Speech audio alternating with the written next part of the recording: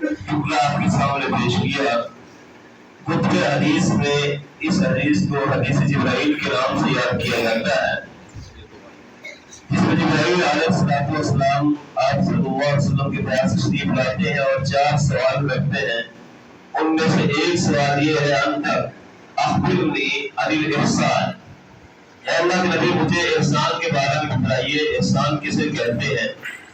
تو آپ نے فرمایا انت عبد اللہ کأنک تراہ فإن لم تکن تراہ، کہ اللہ کی عبادت ایسے کرو جیسے تم اسے دیکھ رہے ہو۔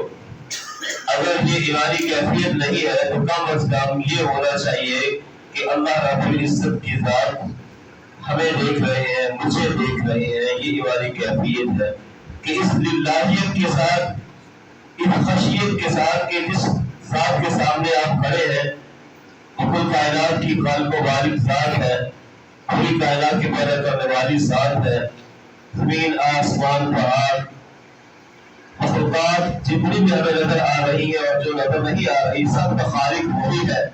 میں اس اللہ عز و جل کے سامنے کھڑا ہوں تو مجھے کس انداز سے کھڑا ہونا چاہیے، اپنی عبادت کو کتنے اچھے اور احسن انداز سے کرنا چاہیے۔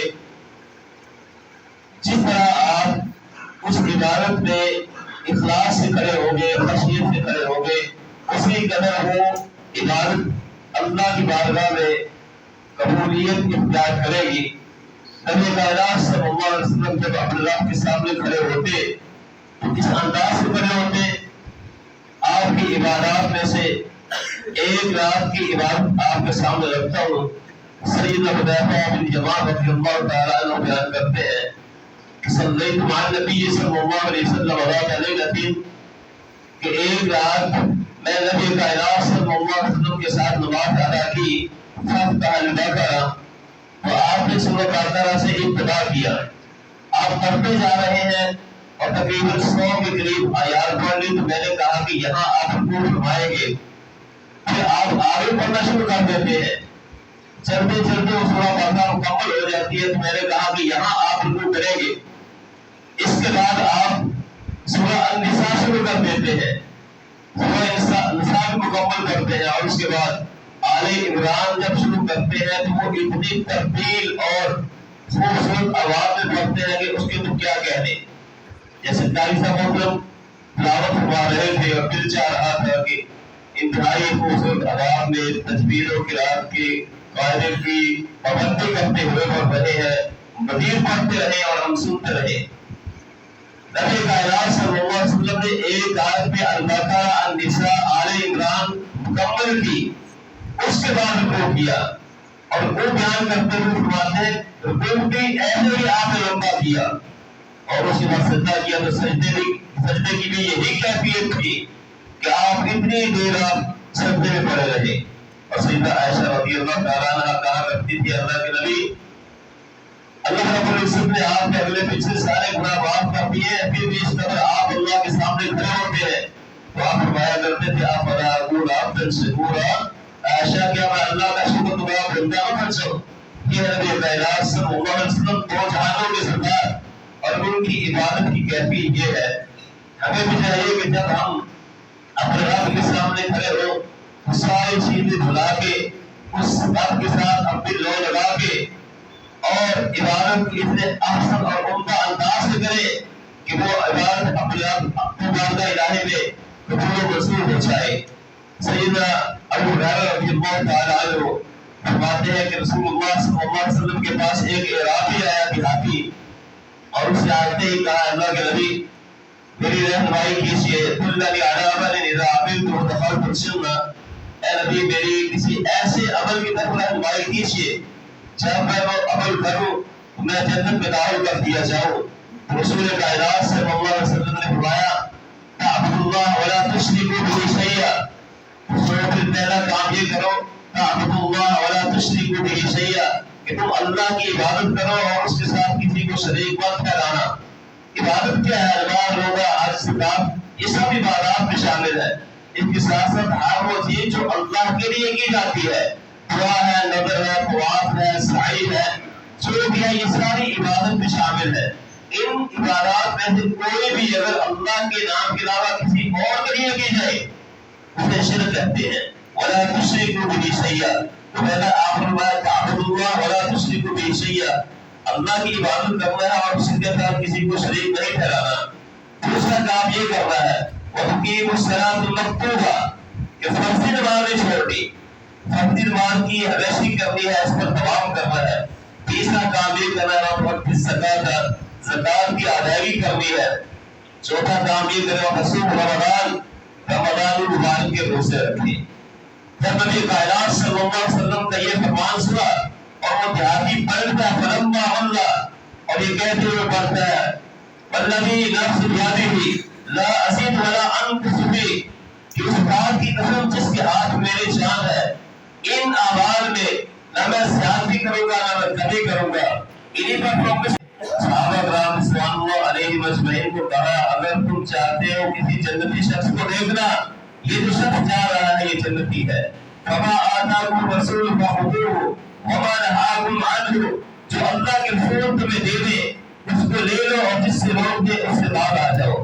اور آج آپ جس عبادت سے گزر رہے ہیں وہ کوئی معمولی عبادت نہیں ہے، بہت بڑا عمل آپ کر رہے ہیں. اتنا بڑا عمل کہ عبادات میں وہ نماز ہے، حج ہے، زکات ہے، صدقہ و خیرات ہے، آپ رفاہی اور فلاحی کام کرتے ہیں، وہ ساری کی ساری چیزیں آپ کے لیے ہے.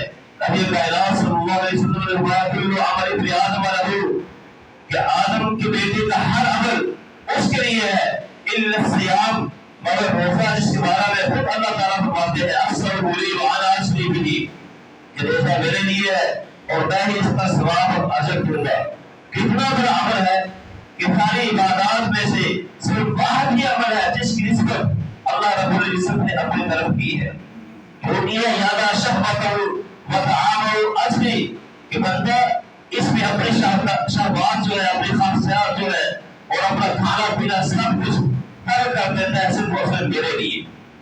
جب میرے لیے ترک کرتا ہے تو اللہ رب العزت نے اس کے لیے انعام و اکرام بھی اتنا ہی بڑا رکھا ہے. نسائل فرحتان، روزہ دار کے لیے دو خوشیاں ہوتی ہے. فرحت عند فطرہ، جب روزہ افطار کرتا ہے اس وقت تو انتہائی خوش ہوتا ہے کہ یا اللہ میرے حکم کے مطابق کلوا واشربوا حتى يتبين لكم الخيط الابيض من الخيط الاسود من الفجر ثم اتموا الصيام الى الليل. یہ تو نے کہا تھا کھاؤ پیو اور فجر تک کھانا پینا ہے اور اس کے بعد اس روزے کو اتموا الصيام رات تک مکمل کرنا ہے. یا اللہ حرام سے پہلے میں اجتناب کیے ہوئے تھا، تیرے حکم پر عمل کرتے ہوئے میرے کو حلال چیزیں بھی ترک کرتی ہے. 13 گھنٹے کا روزہ، 14 گھنٹے کا روزہ پورا کرتے ہوئے جب اپنے رب کے سامنے اللہم لم اسمت علی رزقک کا اپنا کہتے ہوئے افطار کرتا ہے، صحابہ الصبر وابتلت الغروب صحابت الاجر انشاءاللہ کی صدا لگاتا ہے کہ یا اللہ پیاسے ختم ہو گئی ہے اور میں تجھ سے اجر و ثواب کا امیدوار ہوں.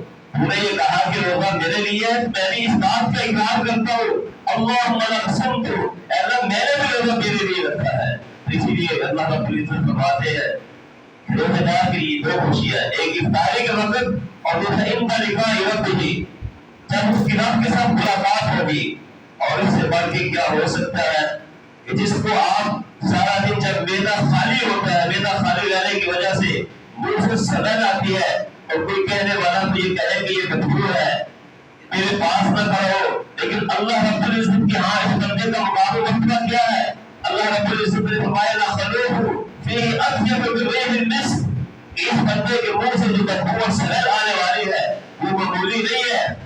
جسے تم بدبو کہتے ہیں وہ کستوری سے زیادہ خوبصورت اور پاک پاکیزہ ہے.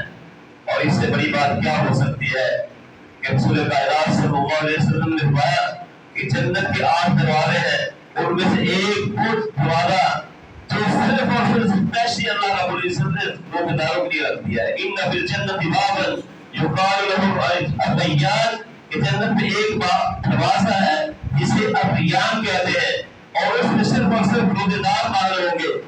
اللہ رب العزت کہے گا اذا الصائمون، روزہ دار کہاں ہے؟ روزہ دار کھڑے ہوں گے، ان کو اس میں داخل کر دیا جائے گا. جب سارے روزہ داروں کو داخل کر دیا جائے گا اس کے علاوہ کسی اور کو نہیں داخل کیا جائے گا، اوپری کا اس دروازے کو بند کر دیا جائے گا. آج آپ اتنے بڑے عمل سے گزر رہے ہیں، اب اس کو کرنا کس طریقے سے ہے؟ جیسے نبی کائنات صلی اللہ علیہ وسلم کے فرامین سے ہمیں معلوم ہوتا ہے، اسی کے مطابق اگر ہم یہ عمل کریں گے تو ہم اس درجہ اور مقام کو پہنچیں گے۔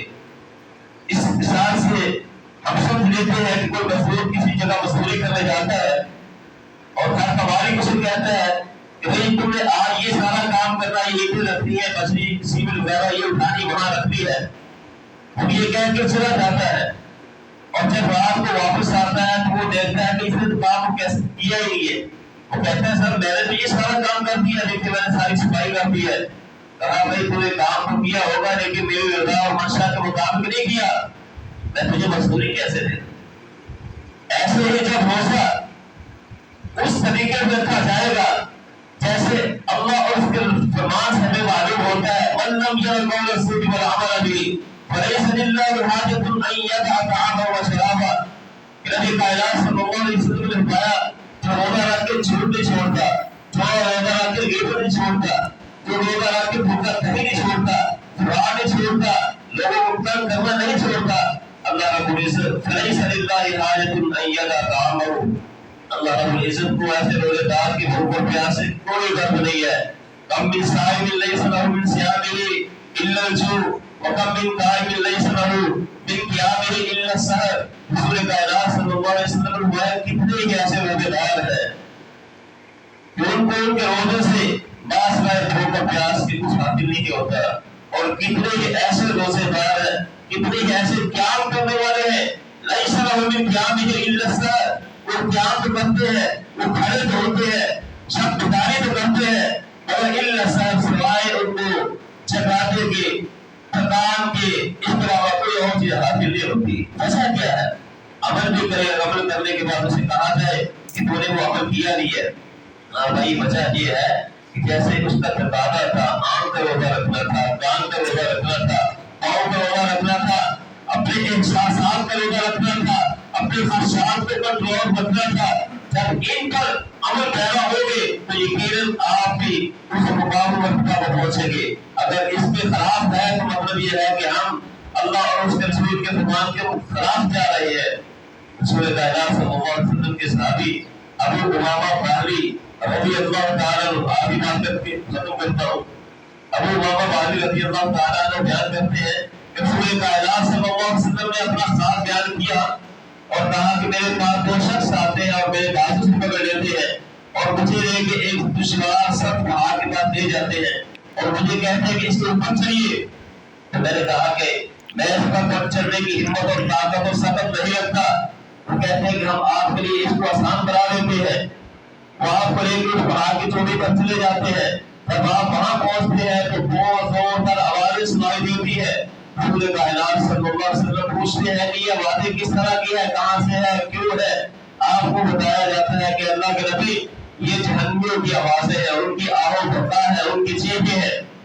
وہاں سے آپ آگے گزرتے ہیں، پھر آپ کو کچھ ایسے حالات ایسے منظر نظر آتے ہیں کہ کچھ لوگ الٹے لٹکے ہوئے ہیں اور ان کی باتیں کٹی ہوئی ہے، ان سے خون بہ رہا ہے۔ رسول کائنات صلی اللہ علیہ وسلم نے پوچھا کہ یہ لوگ کون ہے؟ کہا اللہ کے رسول یہ وہ لوگ ہیں جو روزے کو وقت سے پہلے افطار کر دیتے تھے، وقت پر افطار نہیں کرتے تھے، 5 منٹ پہلے افطار کر دیا۔ یہ روزہ رکھنے والے ہیں جو وقت سے پہلے افطار کرتے، اور ان کی صدا یہ ہے، اور جو روزہ رکھتے نہیں ہے ان کی صدا کیا ہو سکتی ہے؟ فردی روزہ اگر کوئی 4 روز بھی چھوڑ دیتا ہے تو ساری زندگی اگر اس کی قضائی دیتا رہا تو قضائی پوری نہیں ہو سکتی۔ من صام رمضان ایمانا واحتسابا غفر له ما تقدم من ذنبه۔ اللہ رب العزت کو اپنی غفور الرحیمی کے یہ اعلان اور سزائیں لگا رکھتے ہیں۔ نبی کائنات صلی اللہ علیہ وسلم کی زبانی من صام رمضان ایمانا واحتسابا غفر له ما تقدم من ذنبه، جس نے ایمان اور ثواب کے لیے سے رمضان المبارک کے روزے رکھے اس کے سارے پچھلے گناہ معاف کر دیے جاتے ہیں۔ من قام رمضان ایمانا واحتسابا غفر له ما تقدم من ذنبه، جس نے قیام کیا ایمان اور ثواب کی نیت سے اس کے بھی پچھلے سارے گناہ معاف کر دیے جاتے ہیں۔ من قام لیلۃ القدر ایمانا واحتسابا غفر له ما تقدم من ذنبه، جس نے لیلۃ القدر کا قیام ایمان اور ثواب کی نیت سے کیا اس کے بھی پچھلے سارے گناہ معاف کر دیے جاتے ہیں۔ اللہ رب العزت سے دعا ہے کہ اللہ رب العزت ہمیں روزہ اسی طریقے سے رکھنے کی توفیق عطا فرمائے جو روزہ رکھنے کے تقاضے ہیں، اور اس عبادت کو ایسے کرے جیسے اللہ اور اس کے رسول کی منشا و وعدہ ہے۔ اور آپ جانتے ہیں کہ یہ کس طرح ایام معدودات اس کی عملی تصویر بنے ہوئے بہت جلدی ہم سے گزر رہا ہے۔ اللہ رب العزت ہمیں ان باتوں پر عمل کرنے کی توفیق عطا فرمائے۔ وآخر دعوانا الحمدللہ رب العالمین۔ زندگی شعور سے، الحکمہ انٹرنیشنل۔